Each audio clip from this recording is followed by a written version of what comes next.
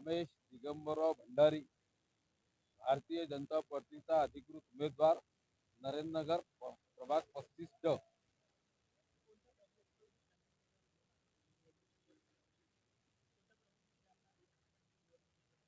सगळ्यात महत्वाचा मुद्दा आहे की लोकांचं आरोग्य आणि शिक्षण या दोन गोष्टीवरती जास्त भर आहे.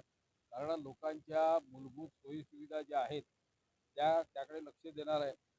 परंतु या महाराष्ट्राचे लाडके मुख्यमंत्री आणि नागपूरच्या दक्षिण पश्चिमचे आमदार सन्माननीय मुख्यमंत्री देवेंद्रजी फडणवीस साहेब यांनी पूर्ण मतदारसंघात मोठ्या प्रमाणामध्ये निधी दिलेला आहे.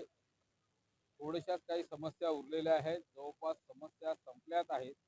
कारण सिमेंट रोड मोठ्या प्रमाणात झालेले आहेत, तार रोड झालेले आहेत, चेंबर्स झालेले आहेत, शुअर लाईनच्या नाल्या टाकलेल्या आहेत, पाईप झालेले आहेत.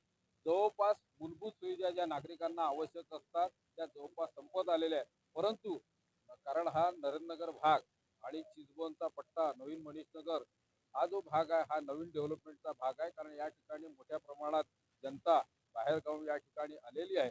त्यामुळे त्या ठिकाणी असलेली मूलभूत सोयी सुविधा त्या पूर्ण करण्याचं मी जनतेला या ठिकाणी आश्वासन देतो.